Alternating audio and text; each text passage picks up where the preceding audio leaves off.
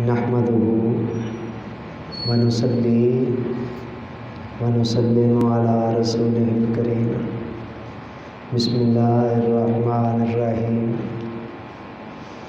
معزز شرکائے گوشۂ عافیت، اللہ رب العزت کا شکر ہے جس کی توفیق سے ہم لوگ گوشۂ عافیت کی اس خصوصی نشست میں حاضر ہیں۔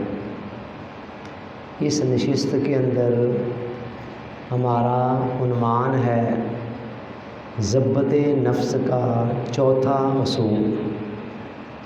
3 اصول اس سے پہلے ہم بیان کر چکے ہیں۔ نمبر 1 خاموشی، نمبر 2 اقامت صلاۃ، نمبر 3 نظام الاوقات۔ اگر آپ ان 3 اصولوں کو اپنا چکے ہوں تو یہ سمجھ لیں کہ 75% کام آپ کا ہو چکا ہے پہلے 3 اصولوں کو اپنانے سے۔ جس ترتیب سے میں نے بیان کیے ہیں اسی ترتیب سے ان کو فالو کرنا ہے۔ جو پہلے نمبر پہ بیان کیا وہ پہلے پہ ہی ہے۔ خاموشی والے معاملے کو اپنائے بغیر آپ اقامت صلاۃ کی طرف آ ہی نہیں سکتے، اور اقامت صلاۃ کو اپنائے بغیر نظام الاوقات کی طرف جانا بہت مشکل ہے۔ تو ان میں ایک خاص ترتیب رکھی گئی ہے۔ اگر آپ ان 3 اصولوں کو اپنا چکے ہیں تو سمجھ لیں کہ 75% کام تو ہو چکا ہے ضبط نفس کے حوالے سے۔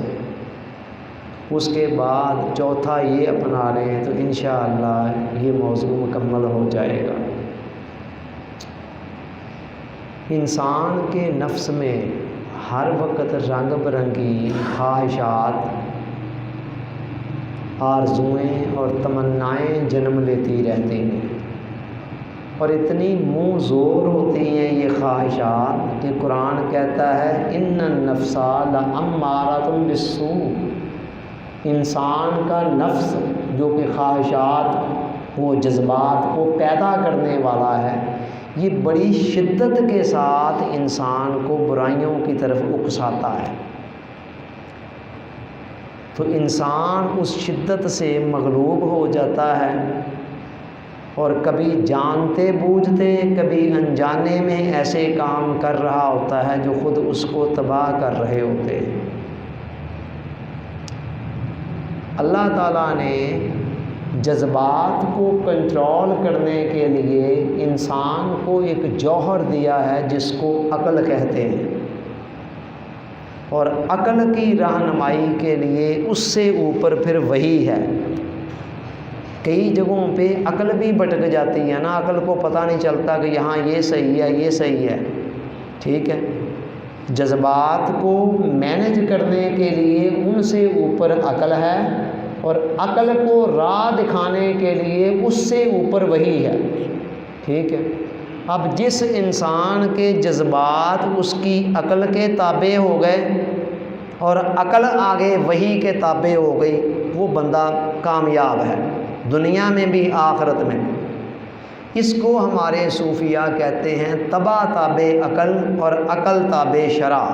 وہ کہتے ہیں سارے تصوف کا خلاصہ یہ ہے، ساری روحانیت کا نچوڑ یہ ہے کہ انسان کی جو طبیعت ہے، طبیعت سے مراد خواہشات، جذبات، تقاضے، میرا دل چاہتا ہے ایسے کرنے کو، مجھے فلاں چیز کھانے کی خواہش ہے، میری فلاں طرف جانے کو دل چاہ رہا ہے، یہ سب کچھ کیا ہے طبیعت۔ وہ کہتے ہیں تبع تابع عقل، طبیعت عقل کے تابع ہو اور عقل تابع شرع، عقل شرع کے تابع ہو جائے تو بندہ کامل مومن ہے اور دنیا اور آخرت میں سرفروغ ہے۔ لیکن ہوتا کیا ہے کہ ایسے ہوتا بہت کم لوگوں میں ہے۔ زیادہ تر لوگوں کے جذبات اتنے خود سر ہیں کہ ان کو صاف نظر آ رہا ہوتا ہے کہ میں یہاں یہ غلط کر رہا ہوں۔ اب جس پیشنٹ کو ڈاکٹر نے سختی سے منع کر رکھا ہے کہ آپ نے میٹھا نہیں کھانا، اس کی عقل کو پتہ نہیں ہے کہ یہ میٹھا میرے لیے نقصان دہ، عقل اسے روک بھی رہی ہے، لیکن جذبات اتنے شدید ہیں کہ سامنے میٹھا آیا پڑا ہے کسی پسندیدہ ڈش کی صورت میں، تو بندہ کہتا ہے میرے سے رہا ہی نہیں جاتا، دیکھی جائے گی بیماری بعد میں، پتہ ہے اسے کہ میں اپنے آپ کو تباہ کر رہا ہوں۔ اب اس ایک نقطے پہ آپ باقی سب کو قیاس کر لیں۔ بے شمار نوجوان ایسی غلط راہوں پہ چل رہے ہوتے ہیں کہ ان کو پتہ ہوتا ہے کہ ہم غلط کر رہے ہیں، یہ صحیح نہیں ہے، ضمیر ملامت کرتا ہے، عقل جگہ جگہ پر روکتی ہے، ٹوکتی ہے، لیکن جذبات اتنے خود سر ہوتے ہیں کہ انسان جانتے بوجھتے ہوئے بھی جذبات کے ہاتھوں کھلونا بن جاتا ہے۔ تو یہ پہلے والے 3 کام اگر ہم کر لیں نا، تو اس کے نتیجے میں آپ دیکھیں اندر کیسی شانتی آتی ہے، کیسا سکون، کیسا ٹھہراؤ آنا شروع ہو جاتا ہے، اور جذبات میں وہ شدت باقی نہیں رہتی ہے کہ جو شدت عام حالات میں کبھی پہلے ہوا کرتی تھی، ٹھیک ہے۔ اور اس کے بعد پھر بھی کوئی تھوڑی سی کسر رہ جاتی ہے، اس کسر کو پورا کرنے کے لیے یہ چوتھا اصول ہے۔ یہ چوتھا کیا ہے؟ اس کا ٹاپک ہے نصب العین کا استحضار۔ نصب العین کا مطلب ہے کہ انسانی زندگی کے اندر کوئی مقصد ہو کہ میں نے کیا کرنا ہے، کیا بننا ہے، کہاں جانا ہے، کیا پانا ہے، اور پھر ہر وقت استحضار کا مطلب یہ ہے کہ وہ مقصد ہر وقت گاہے بگاہے انسان کے ذہن میں بھی ہو، ورنہ مقصد تو کئیوں کی زندگی میں ہوتا ہے لیکن وہ بھولا ہوتا ہے، یاد نہیں ہوتا ہے، تو اس کا کوئی اتنا فائدہ نہیں ہوتا، ذہن میں بھی ہو۔ تو ہم اسے کہہ رہے ہیں نصب العین کا استحضار۔ جب تک انسان کی زندگی کے اندر کوئی واضح نصب العین نہیں ہوگا، تب تک وہ روزمرہ کی جو ایکٹیویٹیز ہیں ان کو مینج نہیں کر پائے گا۔ مینج کرنے سے مراد یہ ہے کہ اندر خواہش پیدا ہوگی، یہ کھانا ہے، یہ پینا ہے، ادھر جانا ہے، ادھر جانا ہے، فلاں سے ملنا ہے۔ اب انسان کے پاس کرائیٹیریا کیا ہے کہ جس پر پرکھ کر وہ یہ دیکھ سکے کہ ٹھیک ہے میں یہ کام کرتا ہوں لیکن یہ میں نے نہیں کرنا ہے۔ پیچھے کوئی کرائیٹیریا، کوئی معیار، کوئی کسوٹی ہونی چاہیے جس پر وہ اپنے اندر پیدا ہونے والی خواہشات کو پرکھے۔ خواہش پیدا ہوئی فلاں چیز کھانے کو، تو انسان دیکھے کہ میرا جو مقصد ہے اس سے یہ ٹیلی کر رہی ہے کہ نہیں کر رہی، ٹھیک ہے۔ تو پھر وہ ایٹومیٹیکلی جب مقصد ذہن میں ہوگا تو اس خواہش کو چھوڑنا آسان ہو جائے گا، ورنہ یہ خواہشات اتنی زیادہ ہیں اور اتنی خود سر ہیں، اتنی منہ زور ہیں کہ بڑے بڑے عالموں فاضلوں کی بھی تنہائیاں وہ نہیں ہوتی ہیں جو ان کی جلوتیں ہوتی ہیں۔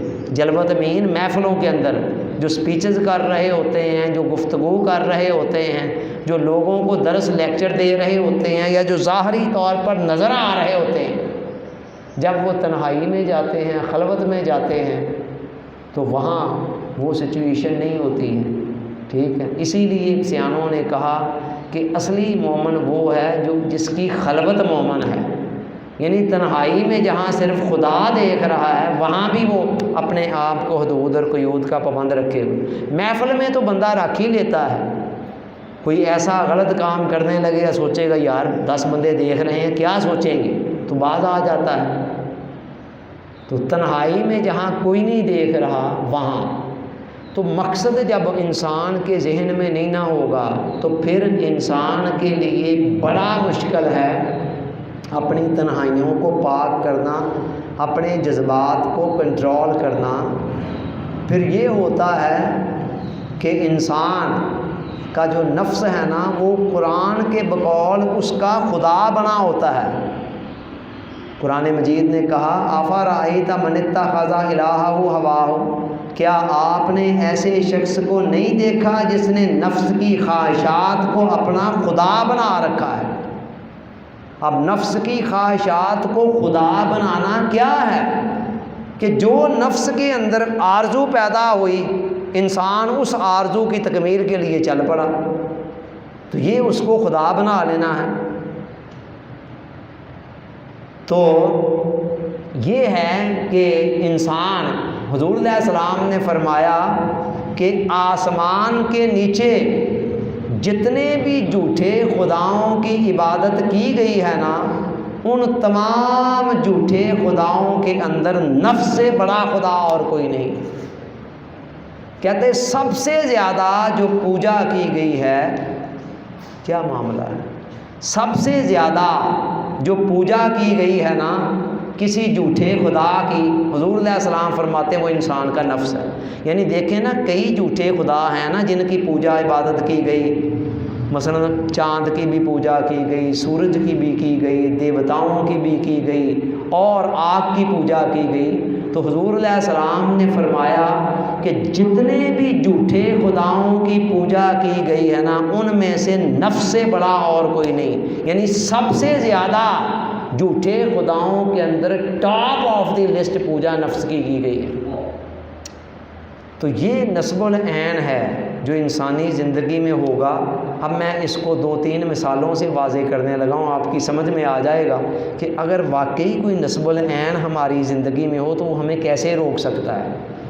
دیکھیے، آپ نے 4 بجے ایئرپورٹ پہنچنا ہے، آپ کی فلائٹ ہے، آپ باہر کے کسی ملک میں جا رہے ہیں، 3 بجے آپ گھر سے نکلتے ہیں، آپ کا خیال ہے گھنٹے میں وہاں پہنچ جاؤں گا۔ راستے میں ایک آدمی ملتا ہے جو آپ کے ساتھ مس بیہیو کرتا ہے، وہ ڈرائیونگ غلط کر رہا ہے، ایسے ہی آپ کو بس سائڈ لگتے لگتے بچ گئی، لیکن لگتے لگتے بچی، یا اور کوئی اس طرح کا اس نے ایسا بیہیویئر کیا کہ آپ کے اندر غصہ آیا۔ عام حالات میں اگر ایسا ہی ہوتا تو آپ نے کہنا تھا اس کو ذرا اتر کر سبق تو سکھانا چاہیے، اس کو تمیز تو بتانی چاہیے، اس کو سمجھانا تو چاہیے کہ تمہیں پتہ نہیں ہے یہ کیا طریقہ ہے تمہاری ڈرائیونگ کا، یا یہ جو ایکٹ آپ نے کیا یہ صحیح ہے، بتانا تو چاہیے اسے۔ لیکن آپ کی نظر ہے ایئرپورٹ پر، آپ کہتے ہیں اگر میں نے اتر کر سبق سکھانا شروع کر دیا تو میری فلائٹ مس ہو جائے گی۔ سامنے ایک مقصد ہے، اس مقصد نے آپ کے جذبات کو اندر ہی اندر دبا لیا، یہ ہے مقصد کی طاقت۔ یہ میں نے ایک مثال دی ہے، اس مثال پر آپ قیاس کریں، جہاں کہیں بھی آپ کو جلدی ہوگی، کہیں پہنچنا ہوگا، کوئی منزل آپ کے سامنے ہوگی، راستے میں کوئی چھوٹا موٹا بندہ آپ سے مس بیہیو کرے گا بھی نا، تو آپ کبھی بھی رک کر اس کو سبق سکھانا نہیں چاہیں گے، اس سے بدلہ نہیں لیں گے۔ حالانکہ عام حالات میں اگر یہ مقصد آپ کے سامنے نہ ہوتا تو آپ سے رہا ہی نہیں جانا تھا، آپ نے کہنا تھا دیکھیں نا کتنا مس بیہیو کر رہا ہے، کتنا غلط رویہ ہے اس کا، کتنا غلط طرز عمل ہے اس کا۔ اس کو بتانا تو چاہیے، سمجھانا تو چاہیے کہ تمہیں نظر نہیں آتا ہے یہ طریقہ ہے کوئی، وغیرہ وغیرہ۔ لیکن جب بھی آپ کے سامنے مقصد ہوتا ہے وہ مقصد آپ کو روک لیتا ہے۔ ٹھیک ہے، آگے چلیے۔ ایک طالب علم ہے، وہ اپنا ٹارگٹ بناتا ہے کہ میں نے فرسٹ ڈویژن میں اس دفعہ A گریڈ کے اندر کامیاب ہونا ہے۔ لو جی، یہ مقصد بنا کر وہ چل پڑا۔ اس کے بعد کرکٹ کے میچ لگ رہے ہیں، قوم کہہ رہی ہے جی ہم نے تو لائیو جا کر اسٹیڈیم میں دیکھنا ہے، چاہے جناب دکم پیل کے اندر جتنے مرضی پیسے بھی خرچ کرنے پڑے، جو لائیو نہیں دیکھے گا وہ کہے گا جی میں نے بڑی سکرین پہ دیکھنا ہے۔ یہ بھی طالب علم ہے، اس کا کل پیپر ہے، وہ کہتا ہے کوئی نہیں خیر ہے، میں دیکھے بغیر بھی گزارا کر دیتا ہوں۔ اب اگر اس کا کل پیپر نہ ہوتا یا 10 دن بعد پیپر نہ ہوتا اور اس نے ٹارگٹ نہ سیٹ کیا ہوتا کہ میں نے فرسٹ ڈویژن کے اندر کامیاب ہونا ہے، تو بتائیے اس سے رہا جانا تھا؟ سوال ہی پیدا نہیں ہوتا ہے۔ مقصد ہے نا جس نے آ کر سنبھال لیا ہے اور اپنی ایک من پسندیدہ ایکٹیویٹی کو قربان کرنے پر انسان تیار ہو گیا، یہ ہے مقصد کی طاقت۔ ٹھیک ہے، اسی طرح ہمارے یہ جو سیاسی لیڈران ہیں، تھوڑا سا ایکسپیرینس مجھے بھی ہے نا، میں اگرچہ اس رنگ میں نہیں تھا لیکن 1 مہینہ میں نے بھی کمپین چلائی تھی جب میں ناظم کا الیکشن لڑ رہا تھا اور بڑے گمسان کا رن پڑا ہوا تھا۔ تو مجھے یاد ہے اس پورے مہینے کے اندر مجھے یاد ہی نہیں تھا کھانا کہاں ہے، پینا کہاں ہے، حالانکہ میں عام سیاسی لیڈروں سے بہت مختلف تھا۔ میں آرام سے روزانہ رات کو گھر آ کر سویا بھی کرتا تھا، اور آخری دن جب الیکشن کے ادھر نتائج آ رہے تھے تو میں اس وقت بھی سو گیا تھا، اور صبح اٹھ کر رزلٹ کا فائنل مجھے پتہ چلا۔ تو میں اتنا مختلف ہونے کے باوجود بھی مجھے اچھی طرح ایکسپیرینس ہے، پورا مہینہ پتہ ہی نہیں چلا دیگر معاملات کہاں ہیں کھانے کے پینے کے، بس صبح کو کھا لیا، رات کو پھر کوئی جب آئے کہیں کھا لیا، یا جب کبھی ٹائم ملا کھا لیا۔ تو یہی کچھ ہوتا ہے، کھانا پینا سونا تک بھول جاتا ہے، سامنے ایک مقصد ہوتا ہے کہ ہم نے یہ سیٹ جیتنی ہے، ٹھیک ہے، یہ مقصد نہ ہو، عام حالات میں اسی لیڈر سے کہا جائے چھوڑو یار بیوی بچوں کے، بس تم آرام سے کوئی اور کام کرو، بیوی بچوں کے پاس کیا بیٹھنا ہے، یا کھانا پینا کیا ہے، یا سونا کیا ہے، وہ کہے گا لے کوئی کرنے والی بات ہے، یہ اس کے بغیر رہا ہی نہیں جا سکتا ہے۔ تو یہ ہے مقصد کی طاقت جو انسان کو بہت ساری جگہوں پر بہت ساری خواہشات کی تکمیل سے، ایسی خواہشات جن میں انسان عام حالات میں کنٹرول نہیں کر سکتا تھا، اس کو روک لیتی ہے۔ اور اس طرح کی سینکڑوں ہزاروں لاکھوں مثالیں انسانی تاریخ میں آپ کو مل جائیں۔ بڑے بڑے لوگ کسی غلط سمت میں جا رہے تھے، کوئی ایک ٹارگٹ کوئی مقصد سامنے آ گیا، وہاں سے ڈائریکشن چینج ہو گئی، اور مکمل طور پر پہلے جن خواہشات کو کنٹرول کرنا ممکن ہی نہیں دکھائی دے رہا، وہ خواہشات آرام سے مینیج ہونا شروع ہو گئی۔ اسی طرح جب انسان کی زندگی میں، ہماری زندگی کے اندر بھی کوئی نصب العین ہوگا کہ ہم پانا کیا چاہتے ہیں، زندگی سے حاصل کیا کرنا چاہتے ہیں، تو پھر اس کے نتیجے میں کئی قسم کی غلط خواہشات کو، کئی غلط جذبات کو، شہوات کو کنٹرول کرنا، روکنا آسان ہو جائے گا۔ اب سوال یہ ہے ایک بندہ مومن کی زندگی کے اندر کون سا نصب العین ہونا چاہیے جو اس کی زندگی کی آوارگیوں کو ختم کر دے یا کم کر دے اور اسے راہ راست پر چلا دے۔ اس حوالے سے جب ہم غور کرتے ہیں تو پورے قرآن و حدیث کا جو نچوڑ اور خلاصہ ہمارے سامنے آتا ہے کہ ایک بندہ مومن کی زندگی کا سب سے بڑا مقصد اللہ کی رضا کو پانا ہو سکتا ہے، اس سے آگے اور کوئی مقصد نہیں ہے۔ باقی سارے کے سارے مقصد جب تک آپ اس کے تابع نہیں کرتے ہیں، آپ کی زندگی کنٹینیوس جرم ہوگی۔ جتنا مرضی ٹارگٹ خواب آپ نے دیکھا ہوا ہے، یہ اس سے اوپر کا ہے، یہ ہے الٹیمیٹ آبجیکٹ۔ میں اس کو ایک اور ماڈرن لینگویج میں بتا دوں، ایک ہے ویژن اور ایک ہے مشن۔ یہ اپنا موٹیویشنل سپیکرز وغیرہ کی زبان میں، مائنڈ سائنس کی زبان میں بات کر رہا ہوں۔ ویژن وہ آخری گول ہے جہاں تک بندے نے پہنچنا ہوتا ہے، اور مشن وہ چھوٹے چھوٹے درمیانی گول ہوتے ہیں جو اس ویژن تک پہنچنے کا ذریعہ ہوتے ہیں، ٹھیک ہے۔ تو مرد مومن کی زندگی کے اندر ویژن صرف ایک ہے، اللہ کی رضا، ٹھیک ہے۔ باقی بتھیرے ٹارگٹ وہ سیٹ کرتا ہے۔ مثلا ایک بندہ سوچ سکتا ہے، اس کے اندر ڈاکٹری والا کوئی مزاج ہے، وہ سوچ سکتا ہے کہ میں ایک اچھا ڈاکٹر بن کر قوم کی خدمت کے ذریعے اللہ کی رضا کو پاؤں گا۔ ختم وہاں کرے، جسٹ اچھا ڈاکٹر بننے تک رہ گیا تو پھر وہی حال ہوگا کہ 2 دن پہلے میں اپنے ایک دوست ہیں لاہور میں ہمارے ڈاکٹر، ان سے میں کسی اور فیلڈ کے ڈاکٹر کے متعلق پوچھ رہا تھا، ٹھیک ہے، کہ وہ فلاں فیلڈ میں، میں نے کہا کوئی کسی ایکسپرٹ کا نام بتائیں، تو میں نے پتہ کیا کہا، میں نے کہا ڈاکٹر صاحب وہ فلاں معاملے میں نا کوئی اچھا ڈاکٹر بتائیں، لیکن خالی ڈاکٹر نہ ہو، ساتھ انسان بھی ہو، ساتھ انسان بھی ہو۔ بڑی مرتبہ ایسا ہوتا ہے بندہ اچھا ڈاکٹر بن جاتا ہے، اچھا انسان کوئی بھی نہیں ہے، وہ اچھا مومن کوئی بھی نہیں ہے۔ وہ اچھا مومن بننے کی پہلی شرط ہے اچھا انسان بننا۔ اچھا انجینئر بندہ بن جاتا ہے لیکن اچھا انسان کوئی نہیں ہوتا ہے، ٹھیک ہے۔ یہ بڑے بڑے بیوروکریٹ حرام خور لوگ جو اس ملک کو لوٹ کر باہر کے ملکوں میں جن کی اولادیں پڑھ رہی ہیں، نیشنلٹیاں لے رکھی ہیں، کیا یہ پڑھے لکھے نہیں ہیں؟ سیاستدانوں کے اندر تو چلو کوئی پڑھے لکھے ہوتے ہیں، کوئی چٹے ان پڑھ بھی ہوتے ہیں، ٹھیک ہے، جدی پشتی لیڈر ہوتے ہیں، پیدا ہو رہے ہیں جماندرو لیڈر اس ملک کے اندر، وہ تو ایک الگ بات ہے، ان میں تو کوئی ان پڑھ بھی ہوں گے، لیکن 20ویں 21ویں 22ویں گریڈ تک جو بندہ پہنچا ہے نا، اس کی ایجوکیشن ماسٹر سے اوپر ہی ہے، ایکسپیرینس الگ ہے، ماسٹر سے کم نہیں ہے عام طور پر، ٹھیک ہے۔ تو وہ پڑھے لکھے تو ہیں، پڑھے لکھوں کا کیا کریں، وہ اچھے انسان ہی نہیں بیچارے بن سکے ہیں، تعلیم ہے ان کے پاس، تربیت کوئی نہیں ہے۔ تو لہٰذا اچھا ایک بندہ مومن کی زندگی کا جو آخری ویژن ہے نا، وہ اگر وہ اللہ کو بنا لیتا، اللہ کی رضا، تو پھر تو باقی بھی زندگی اس کی بہتر ہے، ٹھیک ہے، وہ بھی اللہ کی عبادت میں آ جائے گی۔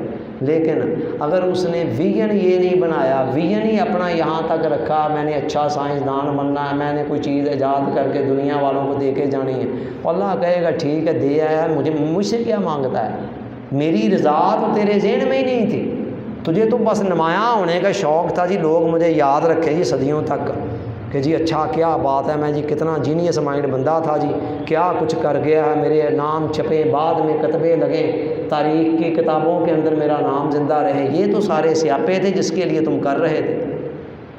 مسلسل جرم ہے وہ زندگی، ٹھیک ہے۔ اولیاء نے، صوفیاء نے تصوف کے 10 مراحل بیان کیے ہیں اللہ تک پہنچنے کے۔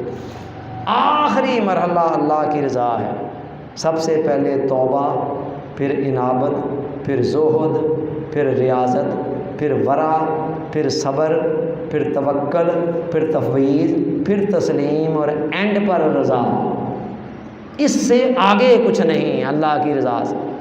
قرآن نے بھی جگہ جگہ پر یہی بتایا، صحابہ کرام کے اوصاف بیان کرتے ہوئے قرآن کہہ رہا ہے محمد الرسول اللہ، محمد صلی اللہ علیہ وسلم اللہ کے رسول ہیں، والذین معہ، جو ان کے ساتھ ہیں، اشداء علی الکفار، کافروں پر بڑے سخت ہیں، رحماء بینہم، آپس میں بڑے رحم دل ہیں، تراہم رکعا سجدا یبتغون فضلا من اللہ رضوان۔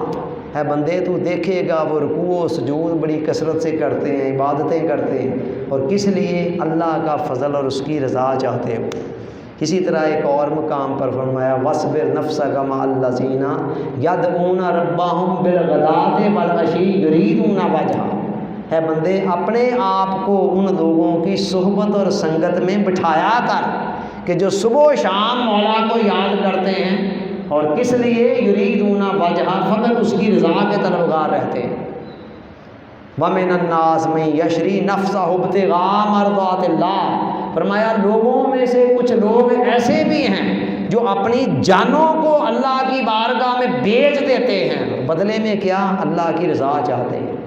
جنت کی نعمتوں کا ذکر قرآن نے ایک جگہ پر کیا، اور اینڈ پر ساری حور و قصوروں کا ذکر کر کے نا، جنت کی نعمتوں نہروں کا ذکر کر کے فرمایا وَرِضْوَانٌ مِّنَ اللَّهِ اکبر۔ یہ ساری نعمتیں ایک طرف اور اللہ کی رضا ایک طرف، ٹھیک ہے۔ اور جنت کے اندر جنت کی رضا، اللہ کی رضا جنت کی ساری نعمتوں سے بڑھ کر، اور جہنم میں خدا کی ناراضگی جہنم کے سارے عذابوں سے بڑھ کر۔ یہ ہے ایک بندہ مومن کی زندگی کا نصب العین، ویژن، آخری درجے۔ باقی اس سے پیچھے پیچھے مشن جتنے مرضی بنائیں کہ جی میں نے یہ کرنا ہے، اس کے ذریعے میں نے قوم کی خدمت کرنی ہے، میں نے سارے زمانے کا بینیفٹ سوچنا ہے، میں نے اپنے ملک کے لیے، قوم کے لیے یہ کرنا ہے، لیکن آخری ویژن آپ کا صرف ایک ہی ہو، اللہ کی رضا۔ اچھا جی، اب اللہ نے کیا کیا؟ اپنی رضا کو پانے کے لیے 2 قسم کے احکام دیے، ایک ہیں معمورات اور دوسری ہیں منہیات۔ معمورات کا مطلب جن کاموں کو کرنے کا حکم دیا گیا، نماز پڑھو، روزہ رکھو، حج کرو، زکوٰۃ دو، سچ بولو، وعدے کی پابندی کرو، دیانتداری کرو۔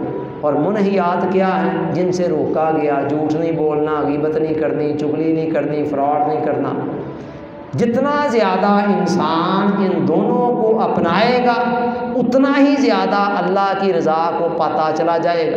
دونوں کی اپنی جگہ پر اہمیت ہے، لیکن ان دونوں میں سے جو زیادہ اہم ہے نا، وہ ہے منہیات، گناہوں سے بچنا۔ نیک اعمال کرنا بڑا اہم ہے، مگر اس سے زیادہ اہم یہ ہے کہ انسان گناہوں سے بچے۔ اللہ نے اپنی ولایت، اپنی دوستی، اپنی محبت، اپنی معرفت، اپنے قرب کا دار و مدار عبادات کی کثرت پر نہیں بلکہ گناہوں سے بچنے پر رکھا ہے۔ تقویٰ جسے کہتے ہیں، تقویٰ کا مطلب کیا ہے؟ گناہوں سے بچنا۔ گو تقویٰ کے وسیع مفہوم کے اندر اللہ کے تمام کرنے والے کاموں کو بجا لانا، ان احکام کو بھی، اور جن سے روکا ان سے رک جانا، یہ سب شامل ہے تقویٰ کے وسیع مفہوم میں۔ لیکن تقویٰ کا جو سامنے کا مفہوم ہے نا، وہ بطور خاص اس دوسری سائڈ کے حوالے سے گناہوں سے بچنا۔ یہی بات حضور علیہ السلام نے ایک صحابی سے فرمایا اتق المحارم تکن عابد الناس۔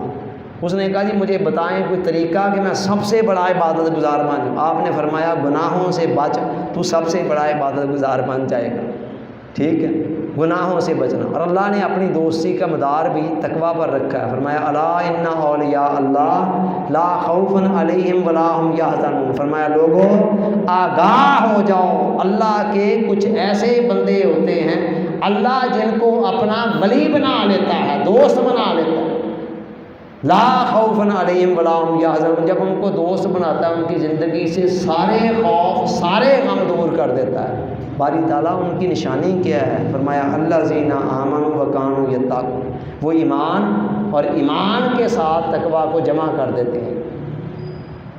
تو گناہوں سے بچنا بطور خاص، قرآن نے کہا وَتَزَوَّدُوا فَإِنَّ خَيْرَ الزَّادِ التَّقْوَىٰ۔ لوگوں جب حج کرنے چلا کرو نا تو ساتھ سامان لے لیا کرو، راستے میں زاد راہ جسے کہتے ہیں، راستے کا خرچہ پانی اس کو کہتے ہیں زاد راہ لے لیا کرو۔ لیکن فرمایا ٹھیک ہے پیسے بھی پاس ہونے چاہیے، مگر یہ بات ذہن میں رکھو فَإِنَّ خَيْرَ الزَّادِ التَّقْوَىٰ، کہ تمام قسم کے زاد راہ میں سے سب سے بہتر زاد راہ تقویٰ ہے۔ ٹھیک ہے، یعنی گناہوں سے بچنا۔ اب ہم نے کرنا کیا ہے؟ اب ہم آ رہے ہیں اپنی طرف، ہم نے رضائے الہی کو اپنا ٹارگٹ بنانا ہے، منزل۔ جیسے حاجی کی منزل کیا ہے؟ حج پہ جانا، اور زاد راہ کیا ہے؟ قرآن کہہ رہا تقویٰ۔ ہم نے رضائے الہی کو اپنی منزل بنانا ہے، اور اس تک پہنچنے کا زاد راہ ذریعہ تقویٰ کو بنانا ہے، گناہوں سے بچنا۔ ٹوٹل 7 اعضاء ہیں ہمارے جسم میں مین۔ ٹھیک ہے، یہ ایک زبان، آنکھیں 2، کان 3، ہاتھ 4، اس کے بعد پیٹ 5، پاؤں 6 اور شرمگاہ یہ 7۔ یہ 7 اعضاء ہیں کل۔ بس یہ دیکھیں پورا ڈایاگرام، سب کچھ یہ درمیان میں دل ہے، اور یہ 7 کے 7 اعضاء، یہ جس بندے کسی نے بنایا ہے اس نے کتنی محنت کی ہوگی، اللہ تعالیٰ اس کو جزائے خیر دے جس نے بنایا۔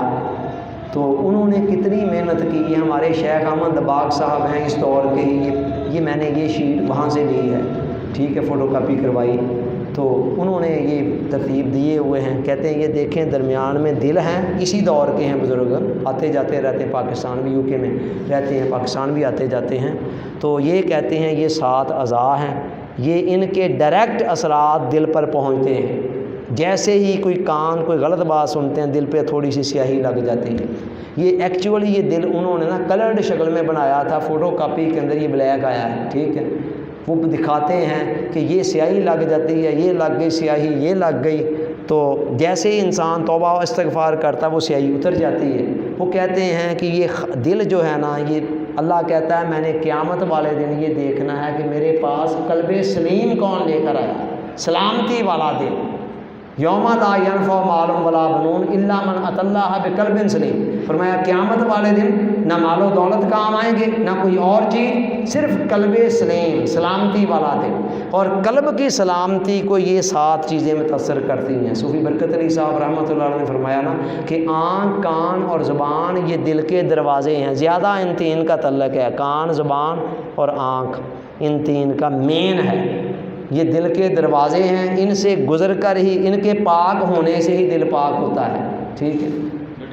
تو یہ نقشہ اپنے ذہن میں رکھنا ہے۔ رضائے الہی ہماری منزل، اور جب زبان غیبت کرنے لگے گی، عام طور پر غیبت میں بھی ایک مزہ آتا ہے، چسکا آتا ہے، تو روکنا مشکل، اور جب سوچا ہوگا کہ یار رضائے الہی اللہ ناراض ہو جائے گا تو غیبت کو کنٹرول کرنا آسان ہو جائے گا، خاص طور پر اس وقت جب وہ پہلے 3 باتیں، یہ تو چوتھے نمبر پہ میں لا رہا ہوں نا، پہلی 3 باتوں پہ جب آپ عمل کر چکے ہوں گے تو ان کے نتیجے میں کافی حد تک کنٹرول تو آ چکا ہوگا، اس کے بعد ایک دھکے کی بات رہ جاتی، وہ دھکا یہ لگا دے گا۔ یہ چوتھا پوائنٹ، آنکھ کسی غلط منظر کی طرف اٹھنے لگے، بندہ سوچے کہ اللہ اس سے ناراض ہو جائے گا اور دل سیاہ ہو جائے گا، ٹھیک ہے، اللہ کی رضا ہمارا نصب العین، اور زیادہ راہ کیا ہے؟ تقویٰ، اس کو تقویٰ کو بنانا ہے۔ اچھا، اس حوالے سے 3 باتیں صرف ذہن میں رکھنی ہیں آخری۔ نمبر 1 تو یہ کہ کسی بھی کام کا آغاز ہی مشکل ہوتا ہے، ٹھیک ہے، چند دن چل پڑے بندہ، چند دن کے بعد ویسے ہی عادت بن جاتی ہے۔ ڈرائیونگ آپ نے سیکھی تھی نا، تو آغاز کتنا مشکل تھا، کبھی ادھر گرے کبھی ادھر گرے، اب بھی گرتے ہیں نہیں، اب وہ ملکہ عادت بن چکی ہے۔ سیم معاملہ ہر دنیا کے ہر معاملے میں یہی، یہ بھی ابتدا میں تھوڑا سا مشکل لگ سکتا، آگے چل کر ویسے عادت بن جائے گی۔ نمبر 2، جب بھی آپ کہیں گر جائیں نا، گناہ ہو جائے، نافرمانی ہو جائے کسی وقت، تو گھبرانا نہیں ہے، پریشان نہیں ہو جانا، اوئے ہوئے ہوئے میں گر گیا ہوں۔ وہ گرتے ہیں شاہ سوار ہی میدان جنگ میں، وہ طفل کیا گرے گا جو گھٹنوں کے بل چلے، گر کر کرنا صرف اتنا ہے کہ گر کر وہاں گرے نہیں رہنا، اس حالت میں چلتے نہیں رہنا، فوراً اٹھ کر اپنی اوریجنل سطح پر آ جائے، ٹھیک ہے، دوبارہ اپنے عزم کی تجدید کر دیں۔ اور نمبر 3 یہ کہ گرنے کے نتیجے میں جو نقصان ہو جاتا ہے نا، اس کی تلافی کے لیے شکر کریں کہ استغفار موجود ہے۔ کالا سیاہ بھی ہو گیا ہے دل، تو استغفار کے ذریعے دوبارہ آپ اسے پالش کر سکتے ہیں، دوبارہ چمکدار ہو سکتا ہے۔ آپ کے کپڑوں پر کوئی داغ دھبا جب لگتا ہے، نیا سوٹ آپ پہن کر گئے تو اچانک جاتے ہی دھبا لگ گیا، تو آپ کو تھوڑا سا دل میں خیال تو آئے گا، لیکن اتنا زیادہ پریشان نہیں ہوں گے۔ آپ کہیں گے ایکسل ہے نا، صرف ہے نا، صابن ہے نا، دھل جائے گا، وہ دھل بھی جاتا ہے۔ سیم معاملہ، کوئی گناہ ہو گیا، فوراً اٹھیں اور کہیں کوئی بات نہیں، استغفار ہے نا۔ وہ کہتا ہے جس طرح میں تقویٰ والا